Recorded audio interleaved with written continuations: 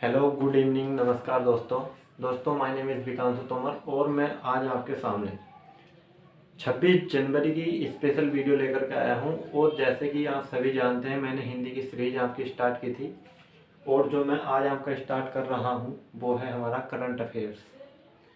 तो हमारे क्या क्या करंट अफेयर्स के यहाँ पर क्वेश्चन बनेंगे 25 जनवरी से और 26 जनवरी से। ये मैं 2 दिन का करंट अफेयर्स आज लेकर के आया हूँ, ठीक है। तो जो जो इम्पोर्टेंट क्वेश्चंस हैं वे हम आज यहाँ पर डिस्कस करेंगे, ठीक है। तो सबसे पहले आप सभी को गणतंत्र दिवस की हार्दिक शुभकामनाएं, ठीक है। और हम सभी जानते हैं कि भारत जो है इस बार अपना 73वां गणतंत्र दिवस सेलिब्रेट कर रहा है, ठीक है। ठीक है, तो 73वां गणतंत्र दिवस है ये हमारा। तो आइए करते हैं क्वेश्चंस को। पहला क्वेश्चन बनता है इसमें कि राष्ट्रपति द्वारा, देखिए ऐसा होता है कि 26 जनवरी हो या 15 अगस्त हो, इसमें क्या होता है कि जो हमारे भारत के प्रेसिडेंट हैं इनके द्वारा कुछ अवार्ड्स दिए जाते हैं। इसमें कुछ खिलाड़ी हो सकते हैं, कुछ इसमें सेना के बड़े बड़े अधिकारी हो सकते हैं, ठीक है। उन्हीं को क्या दिए जाते हैं, अवार्ड दिए जाते हैं, ठीक है। तो पहला आता है हमारे पास कि राष्ट्रपति द्वारा सुधार सेवा पदक किनको दिए गए हैं। तो पहला क्वेश्चन हमारा यही बनता है कि राष्ट्रपति के द्वारा सुधार सेवा जो पदक दिए गए हैं वे किसको दिए गए हैं। तो ये जेल के कर्मियों को दिए गए हैं, ठीक है। नेक्स्ट क्वेश्चन आता है हमारे पास कि जीवन रक्षा पदक, जीवन रक्षा पदक कितने व्यक्तियों को दिया गया है 2022 में, ठीक है। 2022 के लिए ही है ये सारे के सारे अवार्ड, ठीक है। तो ये 51 व्यक्ति इसके लिए नॉमिनेट किए गए हैं जीवन रक्षा पदक के लिए। फिर आता है नेक्स्ट हमारा कि राष्ट्रपति तटरक्षक पदक, जिसको कहते हैं कि बोलते हैं ना इंडियन कोस्ट गार्ड, ठीक है। तो इंडियन कोस्ट गार्ड में राष्ट्रपति तटरक्षक पदक दिया गया है इस बार। तो वो किसको दिया गया है, तो इसके कोस्ट गार्ड के आईजी हैं मनीष विशाल पाठक, ठीक है, जिनको ये पदक दिया गया है। नेक्स्ट आता है कि 2022 के लिए कुल कितने वीरता पुरस्कार जो है नॉमिनेट किए जा रहे हैं। तो वे हैं 384, ठीक है, 384। नेक्स्ट हमारा क्वेश्चन बनता है कि राष्ट्रपति द्वारा परम विशिष्ट सेवा पदक किसको दिया गया है। परम विशिष्ट सेवा पदक उन व्यक्तियों को दिया जाता है जो हमारे देश के डिफेंस सिस्टम में होते हुए भी राष्ट्र को एक अलग ही कह सकते हैं ऊंचाइयों पर दिखाते हैं। लाइक एज हम कह सकते हैं कोई खिलाड़ी हो सकता है, ठीक है। जैसे हम सभी जानते हैं नीरज चोपड़ा, ठीक है, नीरज चोपड़ा का नाम हम सभी जानते हैं जिन्होंने कि ओलंपिक में गोल्ड पदक जीता है, ठीक है। तो ये भारत के सेकंड गोल्ड मेडलिस्ट हैं जिन्होंने क्या किया है, भारत के लिए कह सकते हैं एथलेटिक में गोल्ड जीत कर के लेकर आए हैं। और पहले कौन थे, अभिनव बिंद्रा, जो कि शूटिंग से जिनका संबंध है निशानेबाजी से, ठीक है। और नीरज चोपड़ा को इस बार पद्मश्री के लिए भी नॉमिनेट किया गया है, ठीक है, पद्मश्री के लिए भी नॉमिनेट किया गया है।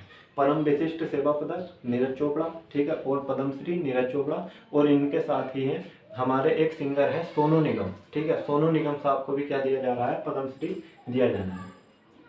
नेक्स्ट क्वेश्चन आता है हमारे पास कि Indian monetary fund IMF, Indian monetary fund द्वारा 2022 के लिए भारत की जीडीपी को कितना आंका गया है। देखिए 9.5% से घटाकर इसने 9% किया है, ठीक है। IMF हम सभी जानते हैं ये क्या है, इंडियन मॉनेटरी फंड, ठीक है, जिसका मुख्यालय कहाँ है, वाशिंगटन DC, ठीक है।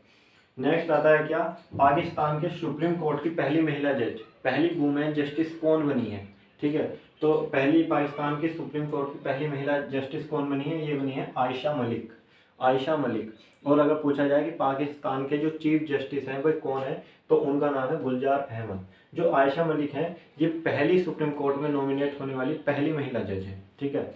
और अंदाजा लगाया जा सकता है कि लगभग 2030 तक, 2030 तक ये पाकिस्तान के चीफ जस्टिस के ओहदे तक पहुंच सकती हैं, ठीक है।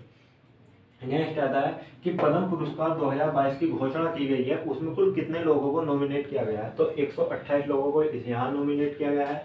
और अगर कुल वीरता पुरस्कारों में देखें तो 384 लोग, ठीक है। और पद्म पुरस्कारों में 128 लोग, ठीक है। जो हमारे प्रथम चीफ ऑफ डिफेंस स्टाफ थे, ठीक है, CDS बिपिन रावत, उनको पवन भूषण की उपाधि इस बार दी जा रही है मरणोपरांत। हम सभी जानते हैं कि 8 दिसंबर को, ठीक है, इनका विमान क्या हो गया था, क्रैश हो गया था। सॉरी, 8 जनवरी को इनका विमान क्रैश हो गया था, ठीक है। तो उसी में क्या हुआ, ये हादसा हुआ है, ठीक है, जिसमें हमारे भारत के प्रथम CDS, ठीक है, चीफ ऑफ डिफेंस स्टाफ, जिसमें शहीद हो गए हैं। नेक्स्ट आता है कि पद्म भूषण। पद्म भूषण तो जो दिया गया है उसमें कुछ नाम मैं बता रहा हूँ आपको। पहला है साइरस पूनावाला।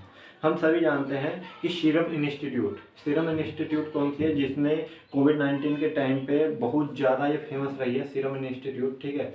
उसी के अध्यक्ष को साइरस पूनावाला, उनके लिए भी पद्म भूषण।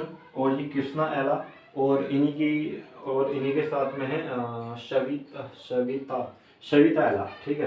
कृष्णा एला और शविता एला, इन दोनों को, ये भारत बायोटेक के संस्थापक हैं, ठीक है। संस्थापक नहीं बोल सकते एक्चुअली, ये क्या है, कृष्णा एला और सविता एला, ये इसके इस टाइम पे कौन है, अध्यक्ष हैं, ठीक है, भारत बायोटेक के। माइक्रोसॉफ्ट के सत्य नडेला को भी पद्म भूषण दिया जा रहा है। और सुंदर पिचाई हम सभी जानते हैं कि गूगल के CEO हैं, ठीक है। तो ये क्या है, ये इनको पद्म भूषण दिया जा रहा है। फिर है कि वीरता के लिए सर्वाधिक पुलिस पदक जो दिए जा रहे हैं वो किस राज्य के सबसे ज़्यादा पुलिसकर्मी हैं, तो हम बताएंगे क्या, उसमें जम्मू कश्मीर के पुलिसकर्मी हैं, जिनकी संख्या क्या है, 115। ये टोटल 939 है, ठीक है। 939 पदक दिए जाने हैं, सर्वाधिक पुलिस पदक, ठीक है, वीरता के लिए, जिसमें से 115 जम्मू कश्मीर के खाते में, ठीक है। नेक्स्ट क्वेश्चन आता है कि राष्ट्रीय पर्यटन दिवस, ठीक है। राष्ट्रीय पर्यटन दिवस कब मनाया जाता है, तो 25 जनवरी को मनाया जाता है। और इस बार इसकी थीम क्या थी, rural and community centric tourism, ठीक है, rural and community centric tourism. Next आता है कि राष्ट्रीय मतदाता दिवस। This is very important question for this year, because हम सभी जानते हैं उत्तर प्रदेश और साथ ही 2-3 राज्यों में अभी क्या है, चुनाव आने वाले हैं, ठीक है। तो इसीलिए मतदाता दिवस ये काफ़ी इंपॉर्टेंट बन जाता है। तो राष्ट्रीय मतदाता दिवस भी कब मनाया जाता है, 25 जनवरी को ही मनाया जाता है, ठीक है। और इसकी थीम क्या है इस बार, मेकिंग इलेक्शन इंक्लूसिव और एक्सेसिबल एंड पार्टिसिपेटिव, ठीक है। नेक्स्ट आता है कि अंतर्राष्ट्रीय शिक्षा दिवस। अंतर्राष्ट्रीय शिक्षा दिवस जो है ये 24 जनवरी को मनाया जाता है। अंतर्राष्ट्रीय शिक्षा दिवस 24 जनवरी को मनाया जाता है। और इसकी इस बार की थीम है चेंजिंग कोर्स ट्रांसफॉर्मिंग एजुकेशन, ठीक है, चेंजिंग कोर्स ट्रांसफॉर्मिंग एजुकेशन, ठीक है।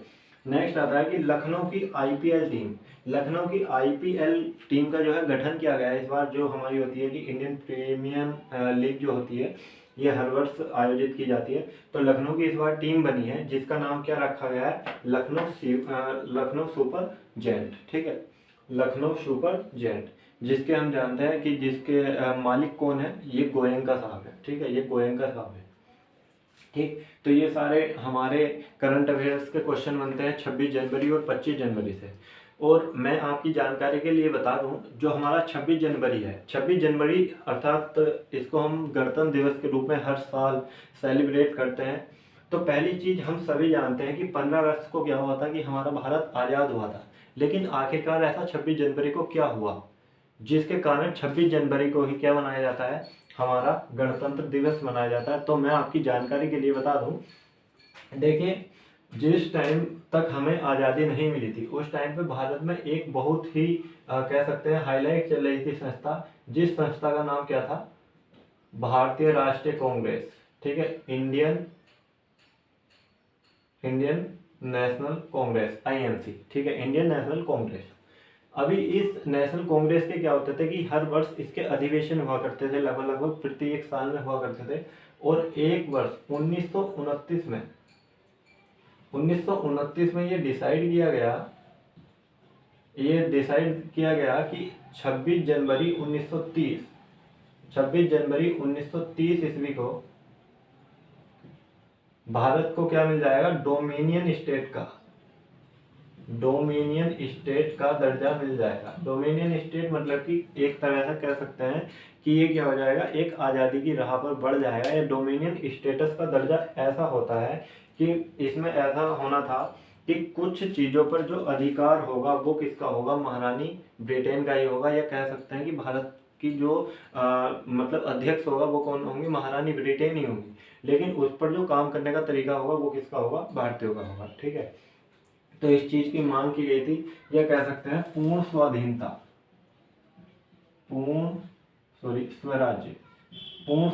की मांग, ठीक है, पूर्ण स्वराज्य की मांग की गई थी।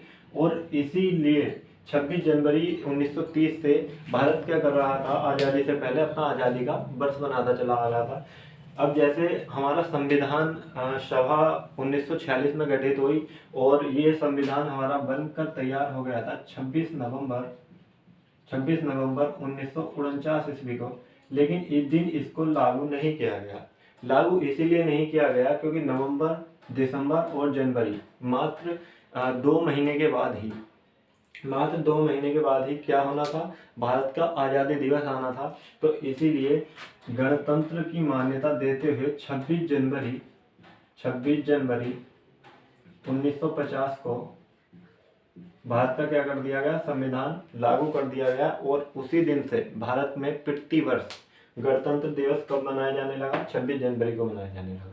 ठीक है, तो ये इसका इतिहास है। और इस बार भारत ने कौन सा अपना गणतंत्र दिवस सेलिब्रेट किया है, ये 73वां किया है। इसमें होता क्या है कि जो हमारा दिल्ली में राष्ट्रपति भवन है और इंडिया गेट है, उसके राष्ट्रपति भवन से लेकर के इंडिया गेट पर राजपथ पर, ठीक है, राजपथ पर क्या होता है कि परेड की जाती है इंडियन नेवी के द्वारा, इंडियन आर्मी के द्वारा और इंडियन एयरफोर्स के द्वारा। ठीक है, तो इसमें सभी फोर्सेस अधिकांश भाग लेती हैं और ये सेलिब्रेट किया जाता है। ठीक है, तो ये थी आज की वीडियो हमारी। कैसी लगी आपको हमारी ये वीडियो, कृपया करके कमेंट में ज़रूर बताना। और अगर आपको अच्छी लगी हो तो सपोर्ट करना, वीडियो को लाइक करना, अपने फ्रेंड्स के साथ शेयर करना और चैनल को सब्सक्राइब करना। धन्यवाद।